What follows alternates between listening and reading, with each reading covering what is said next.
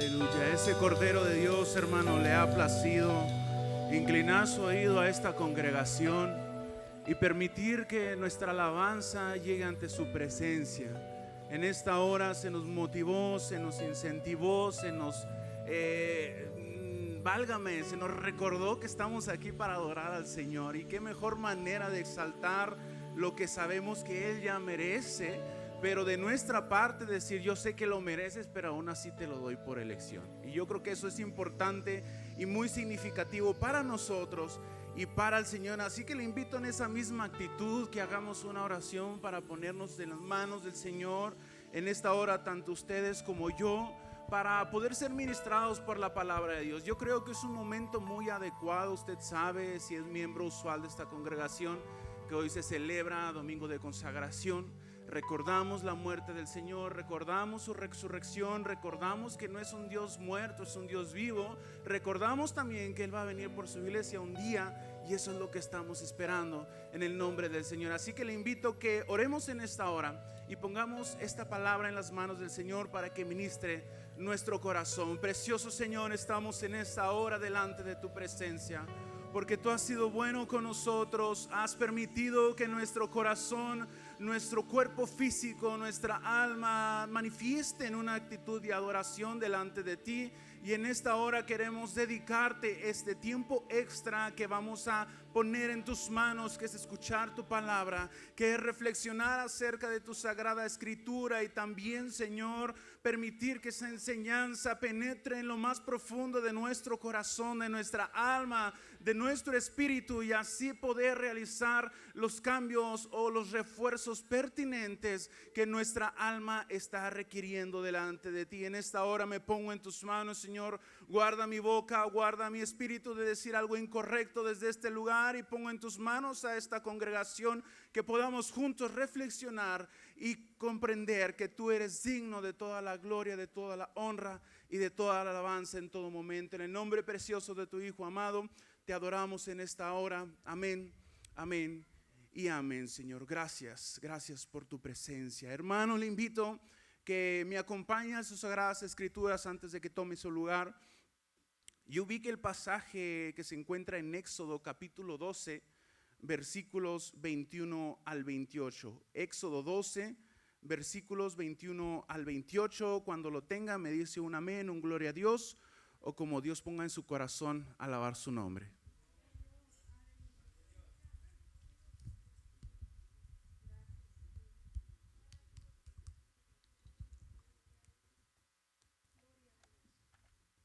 ¿Lo localizaron, hermanos? Les voy a pedir que me sigan con su vista atentamente. Éxodo 12, 21 al 28 dice de la siguiente manera: en el nombre del Padre, del Hijo y del Espíritu Santo.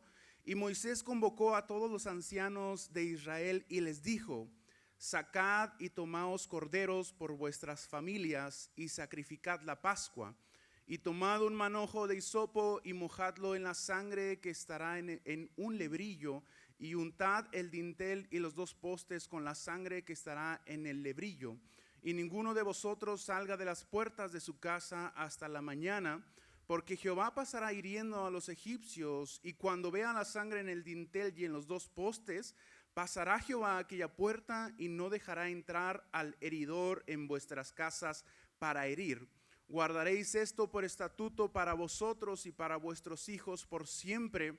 Y cuando entréis en la tierra que Jehová os dará como prometió, guardaréis este rito.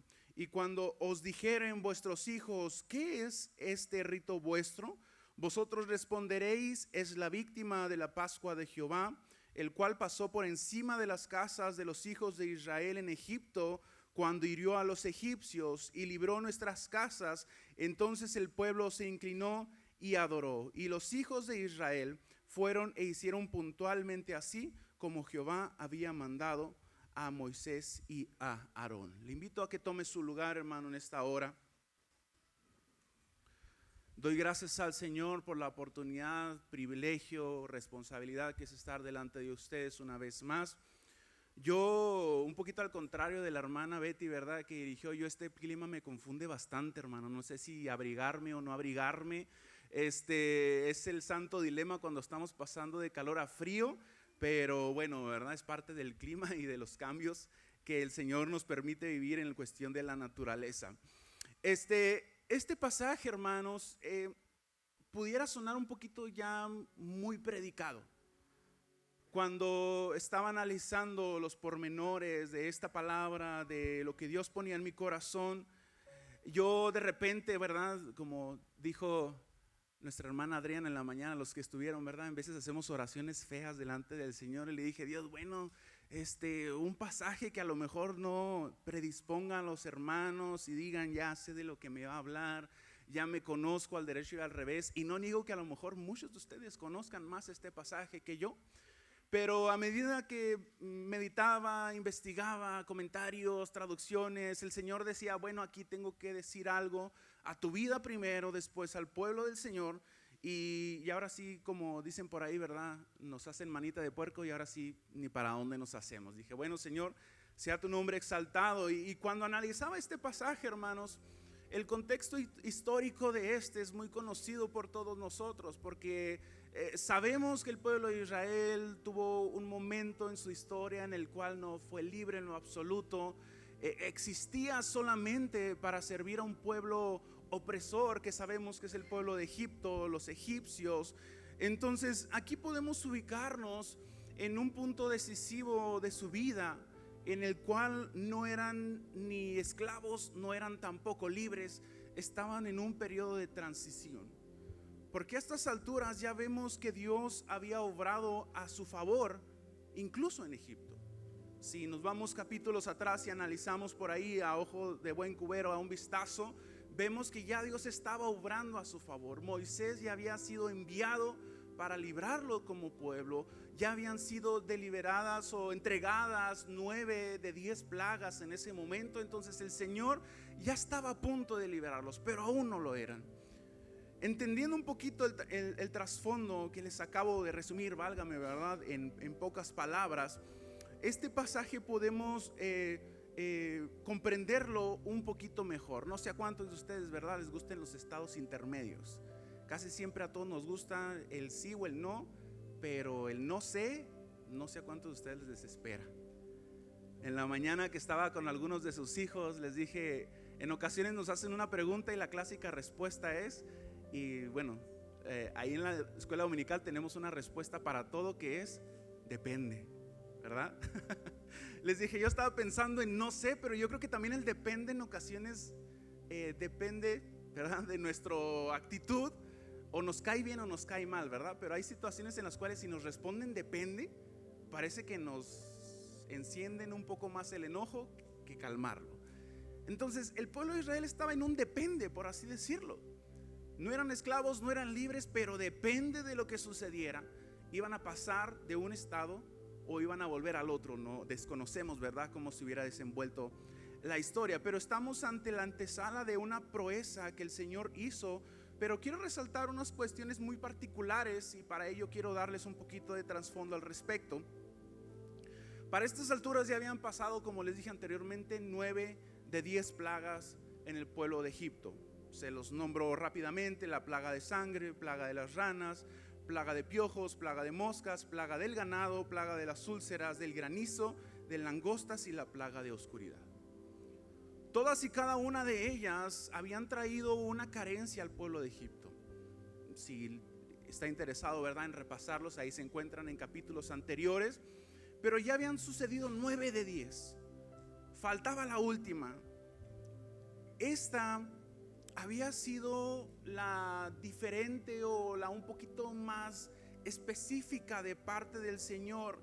Y quiero notar solamente en esta ocasión como introducción 2 diferencias muy notorias a comparación de las otras 9. Usted sabe, y si analiza ahí los pasajes, las anteriores 9 plagas habían sido avisadas al faraón. Parecía como un repetir, ¿verdad?, un bucle. Dios hablaba a Moisés y Aarón se presentaban delante de Faraón, le decían: Faraón, deja libre a nuestro pueblo para que vayamos y adoremos al Señor. Conocemos la respuesta: el Faraón le decía: no van. Ellos se regresaban, desataban la plaga y después Faraón decía: está bien, se van a ir ahora sí. Y eso volvía a suceder en la segunda, tercera, hasta la 9ª plaga. Pero en la 10ª quiero llamar su atención que si investigamos o leemos un poco la palabra de Dios, nos damos cuenta que es la única plaga que no fue notificada a Faraón. Yo también me quedé así como ustedes, no lo sabía. Pero me llamó la atención que es la única que no se le avisa a Faraón. No llega Moisés y Aarón le dice: Faraón, deja ir a nuestro pueblo, porque si no hacemos esto y esto otro, tu primogénito va a morir. No se le dijo. No sé si se había preguntado si significa algo o no, pero se lo comparto como dato curioso. La otra diferencia muy notoria y muy particular es que en las anteriores 9, Dios o Jehová, como se denomina en esta parte de la historia, no le había solicitado nada al pueblo de Israel. Simplemente Moisés y Aarón, como les dije, realizaban esa repetición, el estira y afloja con Faraón, daban la noticia, desataban la plaga, pero el pueblo de Israel no necesitaba hacer nada. Campantes, ¿verdad? Quitados de la pena. No sé si Moisés les decía: aguas que va a venir la plaga, ¿verdad? Yo le anuncié a Faraón, a él le va a caer, a nosotros no sé, pero esténse listos por si las dudas. Desconocemos esos detalles, pero al menos la palabra del Señor no nos indica que en estas 9 plagas el pueblo de Israel haya tenido que hacer algo. En cambio, en la 10ª, en la última plaga, como leímos previamente, vemos que el Señor les pidió un preparativo previo. A lo mejor suena muy redundante, ¿verdad? Un preparativo antes de la plaga. Y si leemos un poquito a los versículos anteriores a este pasaje que leímos, vemos que eran cuestiones muy específicas. En ocasiones nosotros, cuando damos una instrucción, somos un poquito escuetos en los detalles, ¿verdad? O usted sí es muy abundante en los detalles. Creo que en veces sí somos muy abundantes y en veces no. Pero ¿qué pasa cuando damos una instrucción muy escueta y nos entregan el resultado y el primer gesto que hacemos es que yo me lo había imaginado de otra manera? Yo pensé que era este color, yo pensé que de esta manera, yo pensé que lo ibas a entregar aquí, yo pensé que lo ibas a hacer allá. Y aguas con que sea el jefe, ¿verdad? No estoy tirando pedradas a los jefes aquí, pero que el empleado le diga: es que usted no dijo. Es el peor error que pueden hacer, muchachos. Ahí como consejo se los paso, ¿verdad? Porque a final de cuentas el jefe es el jefe, y si no dijo o dijo, puede negar delante de la autoridad, y pues la palabra que validan más es la del superior. Pero en veces damos instrucciones un poco escuetas o un poco específicas. En este caso el Señor estaba siendo preciso con lo que necesitaba. En pasajes anteriores, de manera muy superficial, les pedía un cordero, tenían que seleccionarlo con ciertas características, tenían que guardarlo durante ciertos días del mes, tenían que sacrificarlo de cierta manera, tenían que hacer lo que ya leímos de la sangre sobre las puertas de su casa, tenían que comerlo de cierta manera, tenían que estar vestidos también de cierta manera para comerlo, y lo que sobrara también tenían que hacer cierta acción muy específica. Por lo tanto, el Señor Jesucristo no estaba perdido con lo que les estaba pidiendo, sabía lo que requería. Y ahora esta cuestión llama mucho mi atención, porque ¿qué diferencia tenía esta plaga con las anteriores?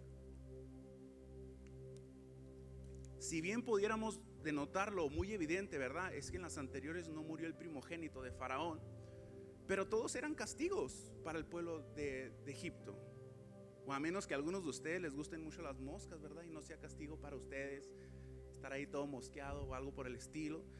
Los piojos, o lo más cercano que en una ocasión tuvimos en una confraternidad, ¿verdad? Las chinches en las camas de repente.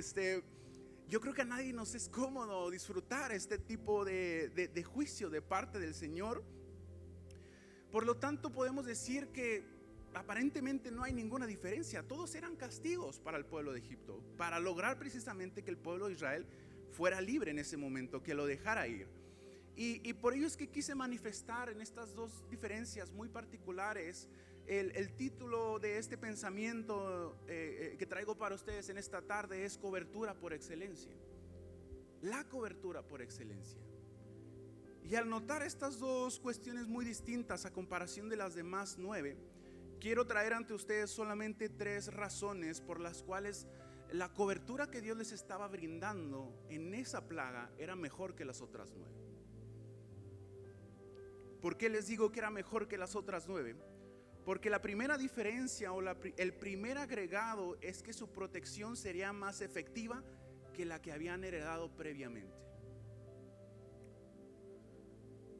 Dios a estas alturas ya había escogido al pueblo de Israel como su pueblo.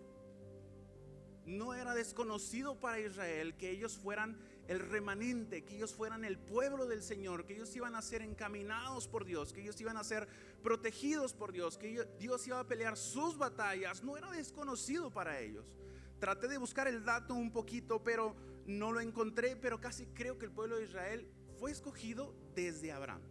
Ustedes saben que Abraham le fue a la promesa, ¿verdad? Tú serás padre de multitudes, tu descendencia será tan amplia como las estrellas, como la arena del mar, no podrá ser contada. Yo pienso que desde ese momento el pueblo de Israel ya pasaba a ser posesión de Dios. Por lo tanto, desde Abraham, desde las 12 tribus, ellos ya sabían que contaban con el respaldo de Dios. Ya sabían que estaban del lado ganador, ya sabían que estaban siendo protegidos por el Dios infinito, por el Dios eterno, porque le adoramos en esta tarde. Ya lo sabían. Y por ello podemos asegurar sin temor a equivocarnos que también contaban con su protección 100% efectiva. Las 9 plagas no habían tocado al pueblo de Israel, aún sin hacer nada. No había de que típicamente aquí en ocasiones escucho esta expresión, ¿verdad? Mi casa está donde da vuelta al aire y ahí no llegó la protección del Señor, no, ¿eh? En el pueblo de Israel, todos y cada uno de los que tenían escrito en su ADN pertenencia judía habían sido guardados. Y pudiéramos decir, bueno, ¿qué protección más efectiva que la que ya tenían? Ya habían sido guardados, ya habían sido protegidos. Entonces, ¿en qué se diferenciaba la protección que pudieran tener si hacían lo que les había sido indicado en esta ocasión? Es una pregunta que invadió mi mente y dije, bueno, Señor, ilumíname, ¿verdad? ¿Cuál era la diferencia principal al respecto? Porque si analizamos muy profundamente lo que es el versículo 13 en el mismo capítulo 12, vemos que el Señor Jesucristo le dice a Moisés y a Aarón, no cuando les está dando las instrucciones, ¿verdad? De lo que tienen que realizar, no les dice, porque sé que son hijos míos, voy a pasar por alto el juicio sobre su casa. Porque sé que son descendencia de Abraham, no va a caer la muerte de los primogénitos sobre su hogar. El versículo 13 dice que Dios le mandó a decir que cuando vea la sangre, entonces pasaría de largo por esa casa. No cuando viera que es judío, cuando dijera, eres Pedro, ok, no, me voy a pasar de largo, no. Cuando vea la sangre. Y eso desbloquea otra pregunta para mí. Y decir, ¿y qué pasa si alguien del pueblo de Israel no lo hacía? ¿Usted cree que le había caído juicio a esa casa? Sí, no. No vamos a armar un debate, ¿verdad? No quiero que nos peleemos en esta hora. Pero yo pienso dentro de mi corta experiencia que muy probablemente si hubiera caído juicio en esa casa. Porque las instrucciones involucraban poner la sangre en la puerta y sobre todo mantenerse en esa casa.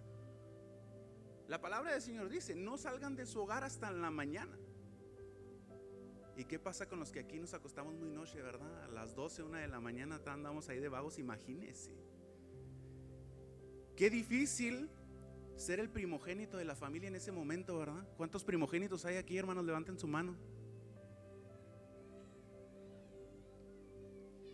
Orgullosamente en ocasiones decimos, ¿verdad? Yo soy el primogénito. Aunque hoy en día el más chipilón es el menor, ¿verdad? Pero tiene cierto renombre, tiene cierta importancia ser el primogénito. Imagínese ser primogénito en ese momento de la historia. Y no quiero echar de cabeza a ningún padre de familia en esta hora, pero que el padre haya dicho, a mí yo ya soy salvo y no necesito untar la sangre en la puerta. ¿Qué reacción hubieran tenido ustedes como primogénitos, verdad? Santo Señor, ¿y si voy a ser guardado como las otras 9? O de plano si me va a caer juicio y me voy a otra casa, ¿verdad? Donde sí pongan la sangre en la puerta para ser guardado.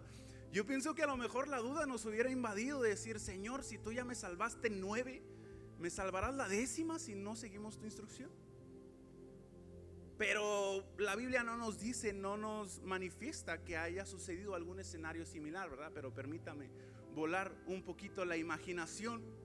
Aún a pesar de tener escrito en su descendencia biológica que eran hijos de Dios, eran pueblo escogido del Señor, todos y cada uno de ellos tenían que seguir esta instrucción al pie de la letra para evitar el juicio sobre su casa, para evitar que cayera esa maldición, por así decirlo, sobre su hogar, y ser librados de manera milagrosa de parte del Señor en ese momento.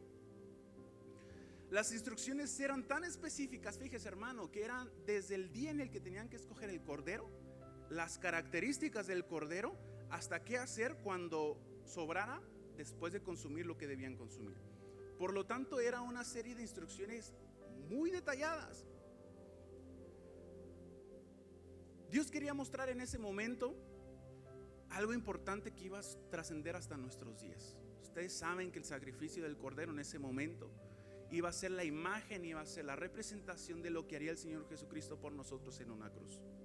Derramar la sangre, derramar su preciosa sangre hasta la última gota de su sangre, dicen algunos cantos, en la cruz, para ser efectivo y perdón de pecados más que suficiente para todo el mundo y todas las generaciones. Por lo tanto, el Señor, permítame decir esto y asegurarlo sin temor a equivocarme, cuando el Señor quiere dejar algo claro, es muy específico, muy específico. Por eso las instrucciones, por eso con lujo de detalle el hecho de realizar esta acción delante de Dios y del pueblo de Egipto y delante de ellos mismos. Aunado a ello, hermano, el derramamiento de sangre no era lo único que Dios pedía en ese momento, porque pues obviamente tenían que matar a aquel cordero, ¿verdad?, para consumirlo, sino también lo indicaba exactamente dónde untar parte de la sangre. Yo pensaba que era toda la sangre, hermano, pero la palabra del Señor dice que apartaban cierta parte de la sangre y la untaban en el dintel y los postes de su casa.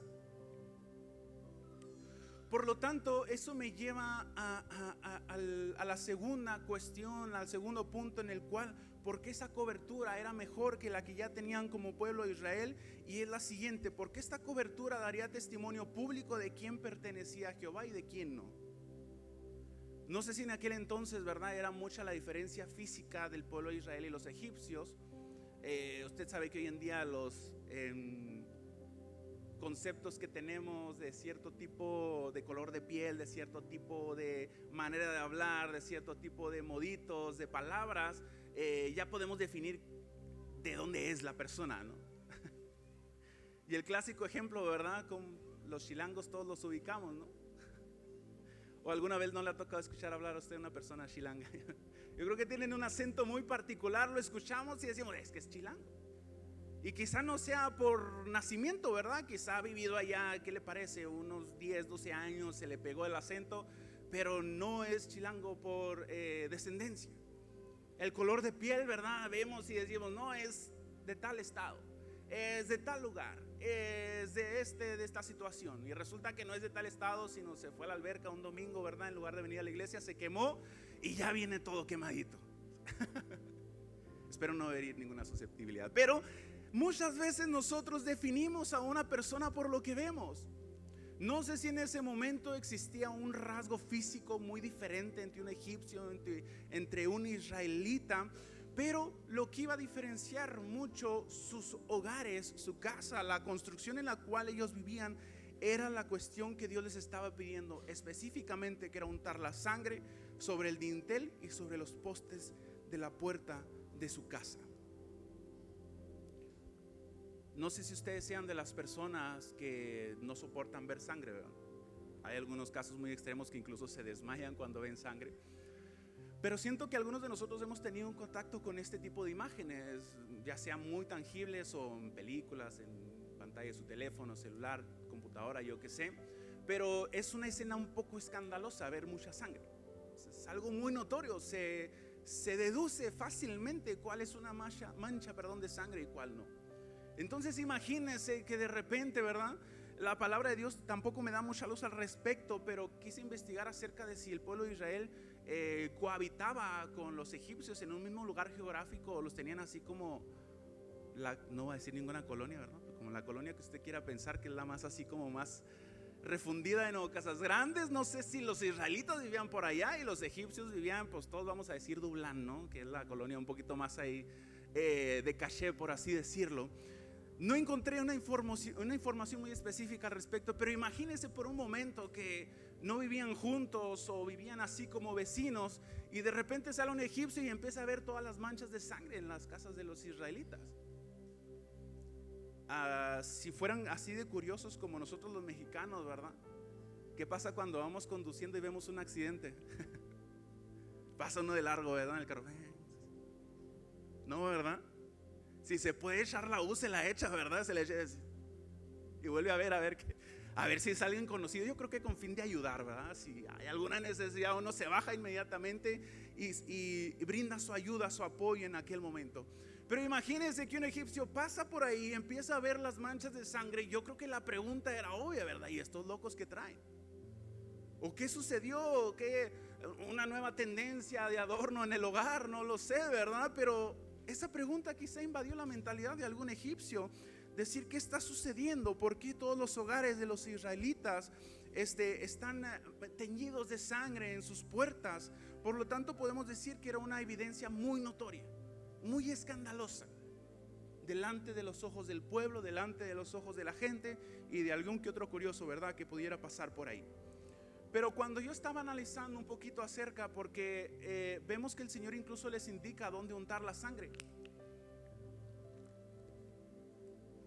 Les indica en qué parte de la casa untar aquella sangre. Y la palabra que más llamó mi atención es la palabra dintel. Ya la había escuchado antes, ya la había leído muchas veces, pero insisto, cuando uno profundiza un poquito descubre detalles muy interesantes. Y la palabra dintel, hermano, dice que se le denomina así al elemento horizontal que se encuentra en el sector superior de las ventanas, las puertas y otras aberturas en un hogar, cuya función es resistir cargas. No soy constructor, no soy arquitecto, no soy ingeniero civil, pero se sobreentiende que cuando un elemento del hogar es diseñado para resistir cargas o peso, quiere decir que es algo importante del hogar. Debe de ser, en la escuela, ¿verdad?, en mis estudios superiores vi muy poquito al respecto, pero aunque digan que a lo mejor las matemáticas no nos sirven de algo, hermano, hay leyes incluso que reglamentan las mezclas que se hacen para levantar cierta construcción. Entonces, que el dintel, el significado mismo me diga que es una cuestión que resiste cargas, quiere decir que era una parte fundamental del hogar. Que una casa que no tenía dintel, pues sabrá Dios qué pasaría, ¿verdad? Pero es una parte fundamental de la construcción, y más en aquel tiempo el dintel de la puerta era una cuestión estructural de suma importancia. Y a medida que leía las características, ¿verdad?, de esta parte de la construcción, no podía mi mente desviarse de pensar que Dios, aparte de solamente dar testimonio con la sangre, quería que fuera en la parte central de nuestras vidas. Porque bien pudiéramos haber dicho, ¿verdad?, no, es que a mí no me gusta en la puerta, yo lo quiero en la ventana. Está al frente, no hay problema, es lo mismo. Pero el Señor dijo, y en algunas traducciones no lo dice, pero en la mayoría de ellas dice el dintel y postes de la puerta, no de la ventana, no de la que no le quedó bien, ¿verdad?, que no le apetece cómo estaba pintada o algo por el estilo, de la puerta. Entonces esto me da a entender que el Señor no solamente, o Jesucristo no solamente quería que diéramos testimonio, sino número uno, que diéramos testimonio visible y de manera principal y central, fundamental en la misma estructura de nuestro hogar. Que fuera notorio delante de la gente, que todo México se entere, ¿verdad?, que yo puse la sangre en mi puerta.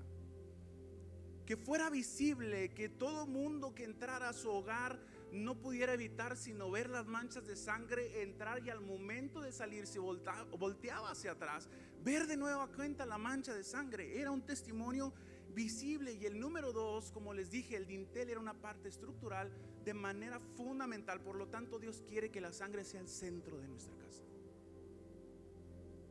No que recubra la orilla, hermanos, no que recubra ahí la esquinita, nada más, que sea el centro, que sea visible, que sea escandaloso delante de los curiosos de la persona o de cualquiera ahí que quiera entrar, ¿verdad? Dios anhela, Jesucristo, Jehová anhela que demos testimonio público de que pertenecemos a su pueblo, de que pertenecemos a ese remanente, como les dije al inicio, escogido, apartado, todo lo decimos, hasta nos paramos el cuello, ¿verdad? Nación santa, pueblo adquirido, pero muchas veces no somos, hermano. Si somos ahí en el título, nación santa, pueblo adquirido por Dios, pero nuestras acciones, póngale lo que quiera, ¿verdad? Pero somos todo menos eso. El testimonio era visible totalmente en el pueblo de Israel. De manera actualizada, el Señor también quiere que nuestro testimonio sea visible. Si puede, pégueselo en la frente, ¿verdad? Y algunos tenemos más que otros, pero pégueselo aquí. Que todo mundo sepa quién es usted y a quién le sirve. Les dije a los chicos en la mañana una frase, una palabra que el mundo hoy en día casi no la acepta, la palabra dependiente. Cuando uno pone esta palabra en su boca, la mayoría de la gente, y perdón que haga referencia, ¿verdad? Pero las mujeres saltan muy rápido.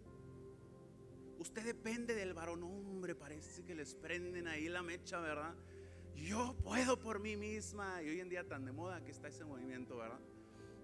Pero les dije, muchachos, nosotros somos dependientes, lo queramos admitir o no. Si usted y yo, hombre o mujer nada más, hermano, hombre o mujer, no tiene al Señor en su vida, está faltando a su dependencia. Corre peligro, corremos peligro, podemos desviarnos del camino, podemos terminar mal, podemos desperdiciar nuestra vida por completo. Pero Dios quería dejar muy en claro con esas instrucciones que todo depende de la sangre, porque es el centro de nuestra vida. Tercero y último, no solamente era la sangre o la cobertura por excelencia porque era mejor que la heredada, no solamente es la cobertura por excelencia porque daríamos testimonio quién es de Jehová y no, sino también porque sería un recordatorio que pasaría todas las generaciones de Israel hasta nuestro día. Un recordatorio de la salvación y la libertad que solamente Jehová da a nuestras vidas. En el versículo 14 vemos que Jehová mismo a través de Moisés les dice: y esto guardaréis por estatuto perpetuo y pasará de generación en generación, para recordar quién les dio esta libertad. Parafraseando un poco, quiere decir que era necesario que sus hijos, que sus nietos, que su descendencia supiera por qué hacían aquello. Y en ocasiones sabemos niños, ¿verdad?, de diferentes edades que no superamos la etapa del por qué. ¿Y por qué? ¿Y por qué? Y el Señor les indicaba: cuando tu hijo te pregunte por qué esto, tú le dirás. Y leímos ahorita el pasaje. Era un recordatorio de la libertad que Dios se había hecho con ellos en Egipto. Debía de ser enseñado y pasado de generación en generación.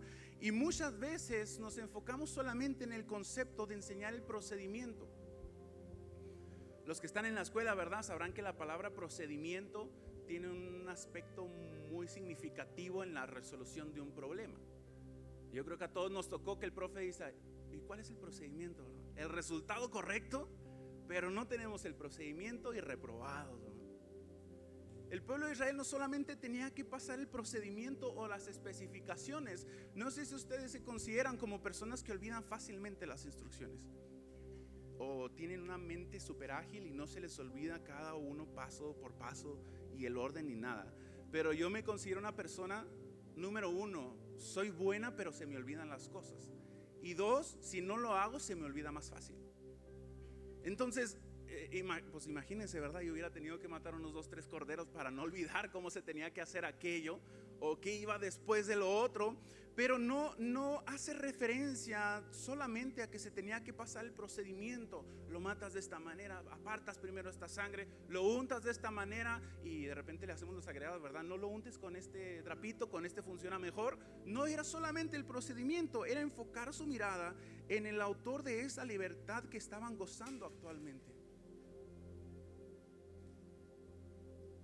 En el versículo 27 dice: vosotros responderéis, es la víctima de la Pascua de Jehová, el cual pasó por encima de las casas de los hijos de Israel en Egipto cuando hirió a los egipcios y libró nuestras casas. Entonces el pueblo se inclinó y adoró. Se enfoca principalmente en decir: se hizo porque Jehová libró nuestras casas. No enfocar el punto en el decir: y no olvides hacer esto porque quién sabe qué va a suceder con el cordero. Y no olvides pintarlo de esta manera porque aquí, porque allá. Sino porque Dios dijo y recuerdas que la libertad que gozas ahora es producto de ese sacrificio. De la misma manera, hermanos, en la actualidad es importante que nosotros, y me incluyo con ustedes, porque algunos de sus hijos dicen que estoy viejo, no voy a denunciar quién, ¿verdad? Pero ya formamos parte de una generación diferente. Ya hoy en día son pocos los adolescentes y entre nosotros que nos podemos entender de manera muy clara. Ellos usan otras palabras, nosotros usamos otras, y de repente se pierde un tanto de información ahí en la comunicación. Pero el Señor al pueblo de Israel lo motivaba a que aún a pesar de esa barrera generacional se transfiriera ese conocimiento. Y de la misma manera en nuestra actualidad, hermanos, perdone que se lo recuerde, pero no somos eternos en esta vida, y me incluyo. Vamos a tener un fin, es lo único seguro. Quisiéramos que también tuviéramos seguridad de ser millonarios algún día, pero pues eso no existe. No encuentras el maletín, ¿verdad? Ahorita no, sigue esperando el maletín con $1,000,000. Sería seguro, interesante que pudiéramos decir en un punto de la vida, eres millonario o eres millonario. No importa que fuera a los 70, 80 años, ahí andaríamos de locos, ¿verdad? No podemos subirnos a la moto acuática, pero ahí andaríamos de locos. No es seguro solamente el fin de nuestros días. Por lo tanto, y algunas personas de ustedes que han tomado el lugar han expresado la urgencia de que se transfiera todo lo que tenemos o lo que hemos sabido a las próximas generaciones. Pero cabe resaltar, hermano, que muchas veces nos enfocamos en el procedimiento. Ciertamente, ¿verdad? Como decía la hermana Betty, un ejemplo tan claro como levantar las manos, ¿verdad? Dios merece una muestra de amor, Dios merece esto, Dios merece lo otro. Pero hay veces que inclinamos tanto nuestros esfuerzos hacia el acto que olvidamos de sembrar en ellos la necesidad de hacerlo. Van los dos de la mano, no me malinterprete, ¿eh? No quiero condenar a los que nos paramos, porque me incluyo, ¿verdad? Decir, levante su mano, adora al Señor, dele un aplauso. No, deben ir las dos cuestiones de la mano. Sí, enseñar a sus hijos, a sus hijas, a los jóvenes a levantar sus manos, a perder el miedo a testificar, a perder el temor a compartir de su fe en la escuela, pero también generarles, implantarles la necesidad. Y eso, hermano, es lo más difícil, es lo más complejo, y es lo que dedica mucho tiempo: oración, ayuno, enseñanza, regaños, exhortaciones, lo que usted quiera. Dedica mucho esfuerzo de la familia completa. Y el Señor nos está motivando, nos está diciendo, nos está demandando que todo esto sea transferido a las siguientes generaciones. Y no solamente como procedimiento, sino como necesidad de mirar a Dios. Que ya no tenga usted que decirle a su hijo, a su hija, ora por los alimentos, ¿verdad? Que llega un momento en el cual el niño o la niña le dice, papá, mamá, hay que orar por los alimentos.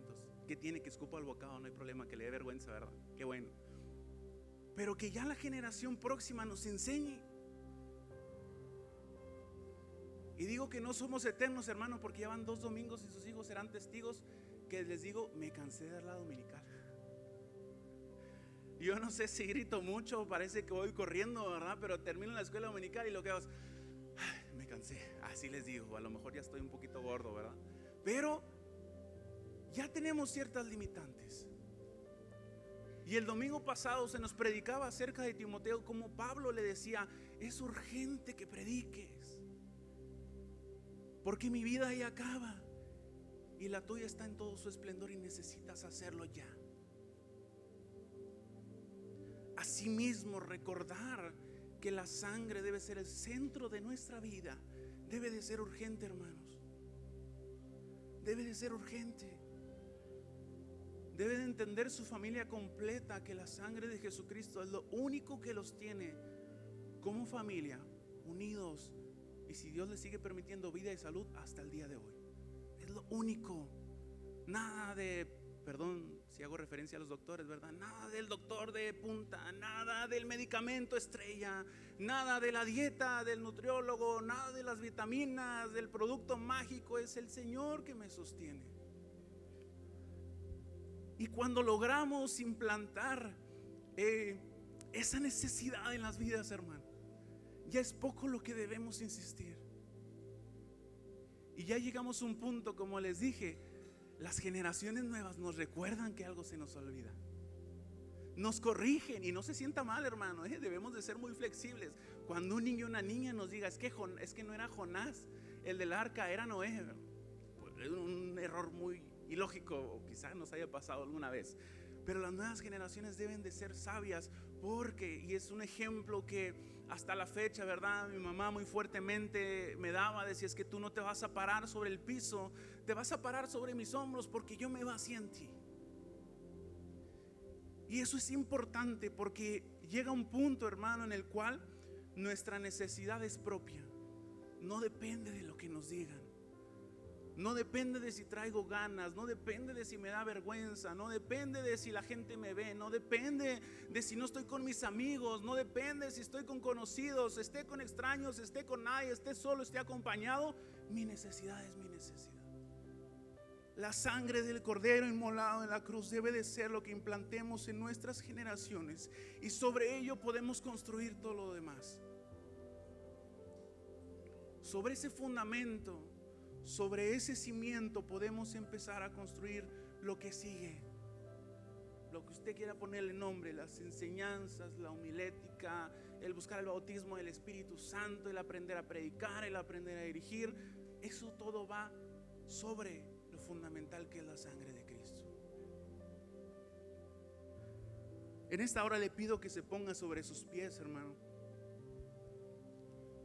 si es tan amable.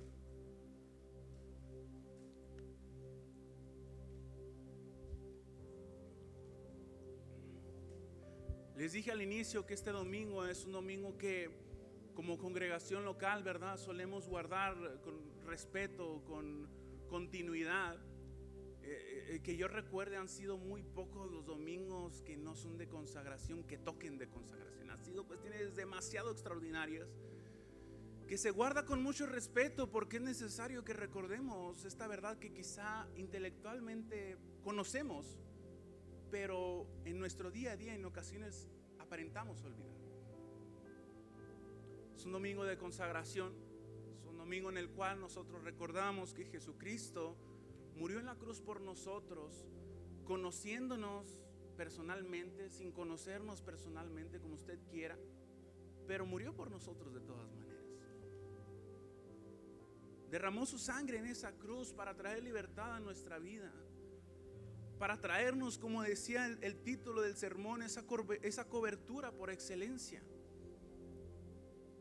Esa cobertura que no tiene comparación, esa cobertura que no tiene fecha de caducidad, que no termina su protección, que no tiene que renovarse cada mes como el plan de datos, ¿verdad? Es todos los días, continuamente se alimenta y no tiene fecha de caducidad.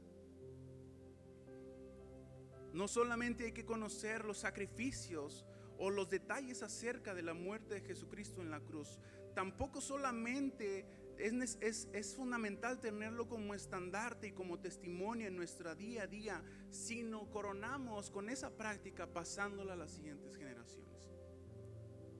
Si ya estamos practicando los primeros dos, hermano, es momento de que nos movamos al tercero. Yo no sé si me voy a morir usted primero o yo, pero que Dios nos encuentre, como dijo el hermano Oscar Mendoza, ¿verdad? Sería formidable que Dios me recogiera aquí predicando, pero no lo sabemos. ¿Y cómo aprovechamos el tiempo? Transfiriendo lo que Dios ya puso en nosotros, el llamado a transferirlo, y privilegio, pero también un deber de dar a conocer que la sangre de Jesucristo es fundamental en nuestras vidas. En esta hora yo quisiera que oráramos un momento. Posteriormente vamos a tomar la Santa Cena, pero me gustaría que encomendáramos al Señor nuestra vida, y que si a lo mejor sonó un poco repetitivo este sermón, este pensamiento, de todas maneras no descartemos lo importante que es la sangre de Jesucristo. Decía un comentarista por ahí que la sangre no se untaba en el piso para representar que no debemos pisotear la sangre de Jesucristo, porque sí dice dintel y los postes, pero no dicen en el pórtico de la casa. Entonces, oremos en esta hora para que el Señor recuerde a nuestro corazón y a nuestro espíritu que la sangre debe de ser el motor que mueva nuestras vidas. Debe de ir en ese dintel, en esa parte estructural, y usted sabe que la parte estructural de una familia son tanto los padres como los hijos. Es una parte estructural de la vida de cada hogar. Así que en esta hora puede orar ahí en su lugar, puede hincarse si lo desea. El altar está abierto si usted quiere pasar. Sabe que pasamos posteriormente a tomar la Santa Cena. Como usted crea conveniente orar al Señor, le invito a que empiece a clamar a su presencia en esta hora. Y dígale: ¿sabes qué, Señor? Ya fui salvo hace mucho tiempo. En veces se me olvida que el sacrificio es lo fundamental, pero hoy me recordaron nuevamente que debo de darle cierta importancia. ¿Sabes qué, Señor? Me he rendido un poco en cuestión de recordar tu sacrificio. No he transferido a mis generaciones posteriores, pero, Señor, en esta hora se me fue encomendado de nuevo el encargo. Que mis hijos, que mis hijas, que mis nietos, que mi familia entera debe de saber que la sangre es fundamental en mi vida. Sea cual sea su oración, hermano, en esta hora le motivo que clame a ese cordero inmolado, que fue crucificado en la cruz, que murió por usted y por mí, que sin condición entregó todo, que sin reservar nada. Quizá Jesucristo tenía muchos planes como carpintero, no lo sabemos, pero Él dijo: lo dejo todo a un lado por entregar mi vida por ti, por mí. El recordatorio de esa cruz es simple amor por nosotros. Es simple amor por nosotros, que hasta la fecha sigue siendo vigente. Y si usted y yo no lo hemos predicado, que el Señor nos perdone, hermanos. Que el Señor nos perdone por no dar un ejemplo correcto de que la sangre es suficiente, por no dar un testimonio convincente delante de las personas que Jesucristo es la salvación. Empiece a clamar a Dios en esta tarde, hermano. Adórele en las palabras que usted quiera, en el espíritu, como Dios le dé a entender. Pero contáctese con ese Señor en esta hora. Precioso es su nombre, Salvador y Señor. Oh, tú eres grande en misericordia, Dios mío. No reservaste a tu único Hijo en propiciación por nosotros. Le marcaste el camino a seguir, le marcaste su destino, y Él enmudeció, como dice tu palabra, sin condicionar nada, sin poner pero. Señor, se entregó por nosotros, aún sabiendo que le fallaríamos, aún sabiendo que seríamos infieles, aún sabiendo, Señor, que quizá pisotearíamos su sangre. Pero Él dijo: me entrego sin condición, porque la salvación tuya es más importante. Tener ese privilegio de disfrutar el perdón de pecados que solamente tu sangre da, Señor. Ayúdanos a respetar ese sacrificio, Señor. Ayúdanos a valorar fuertemente el sacrificio, la sangre preciosa que tú derramaste en la cruz.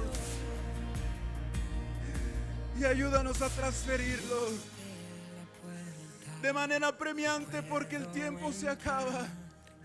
Crecemos, Señor, nos hacemos viejos, tenemos pocas facultades físicas en ocasiones, Señor. Pero tú nos dices: predica. Predica, enseña, sea oportuno o no sea oportuno, predica que la sangre es suficiente, predica que mi sacrificio es importante, es fundamental para tu vida, para tu hermano, para tu casa, para tu amigo. Ayúdanos, Señor. Revístenos de poder, revístenos de autoridad para poder compartir de manera satisfactoria ese mensaje. De ti dependemos, precioso Salvador. De ti dependemos. A ti te necesitamos.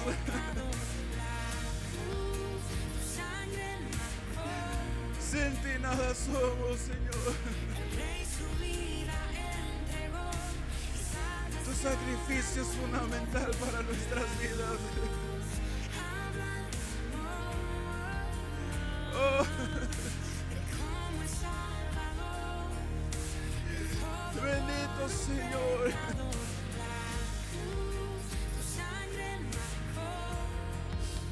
Salvador de nuestras almas. Redentor de nuestras vidas. Tú has inclinado tu oído en esta hora, papá, para escuchar la voz de tus hijos, para conectar con su corazón, con su espíritu de una manera íntima, para conocer la petición que tienen ante tu presencia. Esa sangre estuvo, está y estará disponible hasta que tú vengas por tu iglesia. Por lo tanto, Señor, enséñanos a aprovechar el tiempo. Enséñanos a tener esa urgencia en nuestra vida, en nuestro diario vivir. Que nuestras familias conozcan que tu sangre es el motor de nuestra vida. Que tu sacrificio es perfecto, que tu sangre fue inmolada injustamente en la cruz por nosotros, pero que si invocamos oportunamente ese sacrificio, Dios, tú atiendes a nuestra voz y no reservas nada para nosotros. Incondicionalmente te entregas en todo momento por nuestra vida y permite que nuestro corazón cada día clame más y más por ella. Enséñanos a valorar tu sacrificio, Señor. Enséñanos a valorar tu sangre de una manera que, como el pueblo de Israel untó en su casa, la gente note que somos tuyos. La gente note que pertenecemos a tu pueblo. Que la gente note que somos escogidos por tu sangre, sin importar la situación, sin importar el momento, sin importar si me pidieron hablar, sin importar si me pidieron predicar. Que la gente note en nuestro corazón el sello de tu sangre, esa adquisición que tú diste por nuestra vida en la cruz, sin importar nada, Señor. Prepara nuestro corazón, prepara nuestra vida para poder tomar, Dios, la Santa Cena en esta hora. Rogamos que tu Espíritu Santo siga ministrando nuestro corazón y nuestra alma en todo momento, y que el día de hoy no pase como un domingo más delante de tu presencia y de nuestra vida, Señor. Gloria damos a tu nombre. Honra damos a ti, porque solamente tú la mereces en todo momento, Señor. Alabado sea tu nombre. Alabado sea tu nombre, Señor. Bendito Rey. Gracias, Señor. Gracias, Señor.